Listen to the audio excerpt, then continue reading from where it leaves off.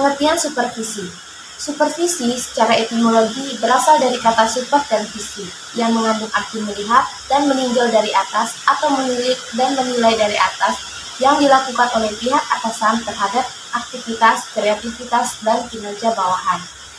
Dengan demikian, hakikat supervisi kelas adalah suatu aktivitas proses pembimbingan untuk memperbaiki situasi belajar mengajar agar peserta didik dapat belajar secara efektif dan efisien dengan prestasi dan mutu belajar yang semakin meningkat.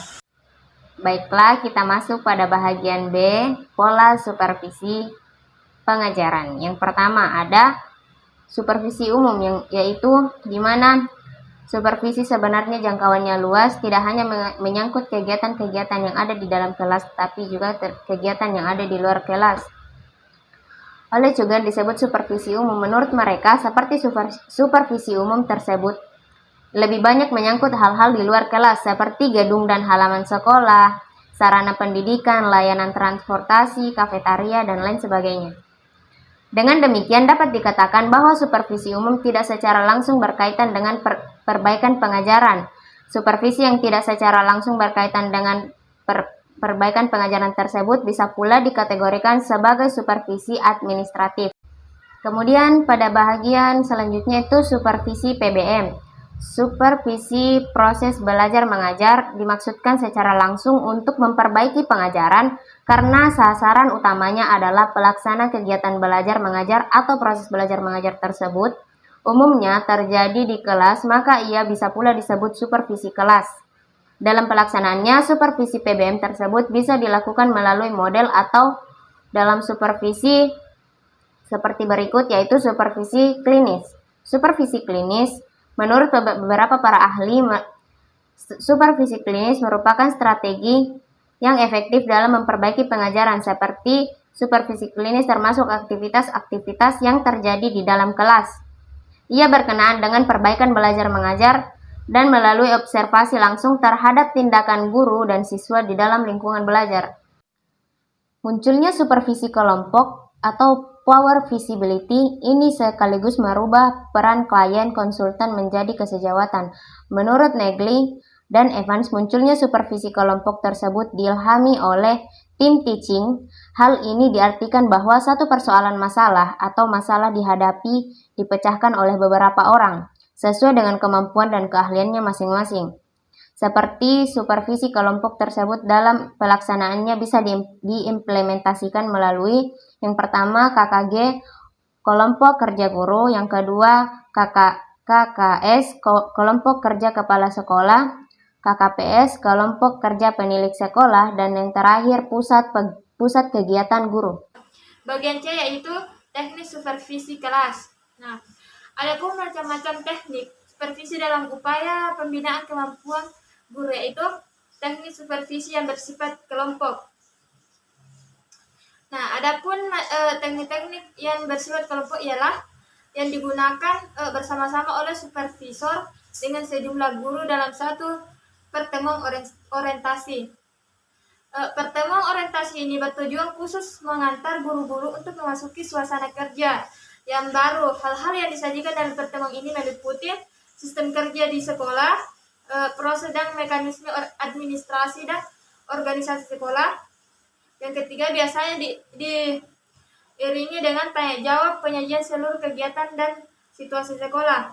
Yang keempat, sering juga pertemuan ini diikuti dengan teknik lanjut dalam diskusi kelompok lokaria selama beberapa hari sepanjang tahun. Baiklah, materi selanjutnya yaitu bagian D, permasalahan pelaksanaan supervisi pendidikan di sekolah. Yang pertama adalah sebaran supervisor atau pengawas yang tidak merata. Nah, pengawas sekolah merupakan orang-orang super.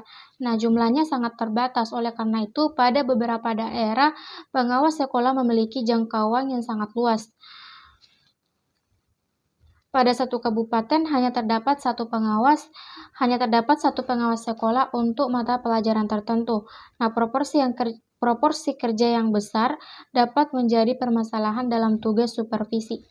Selanjutnya adalah kompetensi supervisi atau pengawas yang tidak merata. Sudah menjadi rahasia umum bahwa masalah sumber daya manusia atau SDM dalam bidang pendidikan adalah masalah klasik yang masih belum teratasi sampai saat ini. Hal ini juga berlaku pada pengawas. Bisa saja ada pengawas yang memiliki kompetensi namun belum komprehensif memahami tupoksinya sebagai pengawas. Atau ada juga pengawas yang mengawas pada bidang studi yang tidak sesuai. Hal ini dapat terjadi karena keterbatasan jumlah sumber daya manusia atau SDM. Nah, yang ketiga itu kompleksitas tugas manajerial seorang kepala sekolah. Nah, salah satu tugas kepala sekolah adalah tugas supervisi pada guru. Tugas ini dapat melekat pada seorang kepala sekolah, namun kompleksitas tugas manajerial kepala sekolah dapat mengakibatkan tugas supervisinya tidak maksimal, seperti dalam supervisi pada pembelajaran yang dilaksanakan oleh guru-gurunya.